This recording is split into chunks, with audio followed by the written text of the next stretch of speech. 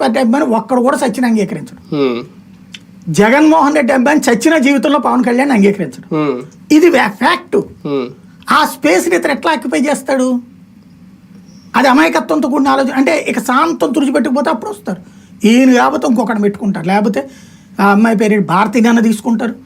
లేదుగా తప్పించి వాళ్ళంతా యాంటీ బాబు, యాంటీ పవన్, వాళ్ళ ఓట్లు తనకు వస్తాయి అనుకునేటటువంటిది అమాయకత్వ ఆలోచన నా దృష్టిలో.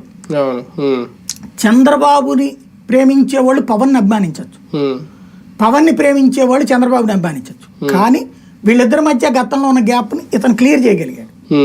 కాబట్టి ఇతని ద్వారా తెలుగుదేశానికి ఎసెక్ట్, నో డౌట్. కాపు సామాజిక వర్గంలో ఏదైతే బలమైన తీవ్ర వ్యతిరేకత ఇదివరకు ఉండేదో దాన్ని పోగొట్టి చంద్రబాబుతో లింకప్ చేయడం ద్వారా రంగా మరణం తర్వాత వచ్చిన గ్యాప్ ని పవన్ కళ్యాణ్ పూడ్చాడు. 25 ఏళ్ల తర్వాత, 89 కదా, ఇది 2024, అంటే దాదాపు 35 ఏళ్ల తర్వాత ఆ గ్యాప్ ని పూడ్చేశాడు. కమ్మ కాపు సామాజిక వర్గాల ఐక్యతను క్రియేట్ చేశాడు.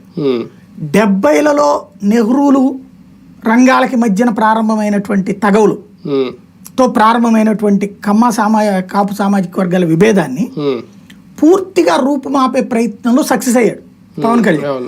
ఈ రెండు వర్గాల మధ్య ఉన్నటువంటి వర్గ వైషమ్యాన్ని దూరం చేయడంలో సక్సెస్ అయ్యాడు.